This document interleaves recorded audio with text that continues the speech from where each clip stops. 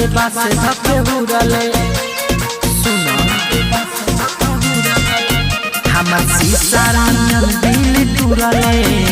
में नफरत के बात से धके उड़ले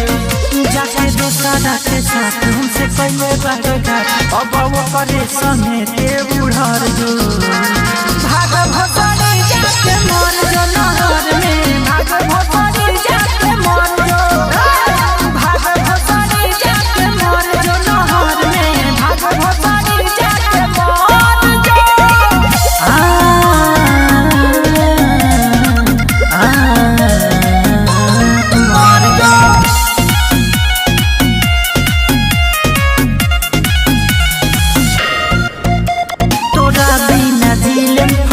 ए दुनिया में मालिक के कमी न बा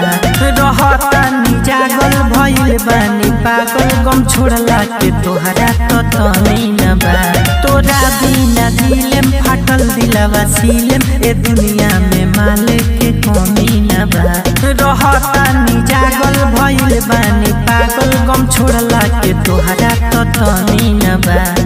तनी न बा हमारो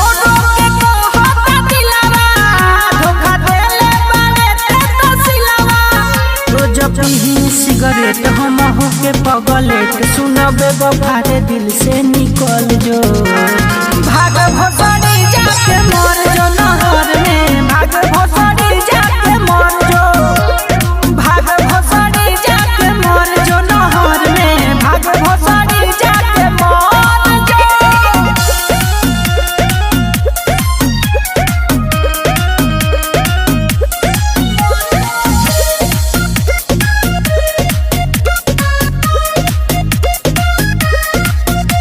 सारा गम भुला दम आजी के देखा दम चाहे दिल सीना से निकाले पड़ी खाइल तोर कसम रे रहे वो भरम रे करब नाही माफ तोरा पाप पड़ी सारा गम भुला दम आजी के देखा दम चाहे दिल सीना से निकाले पड़ी खाइल तोर कसम रे रहे वो भरम रे करब नाही माफ तोरा पाप पड़ी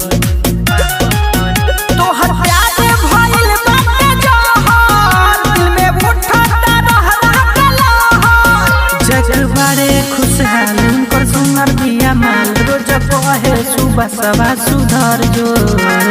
भाग भसड़ी जाके मर जो नहर में भाग भसड़ी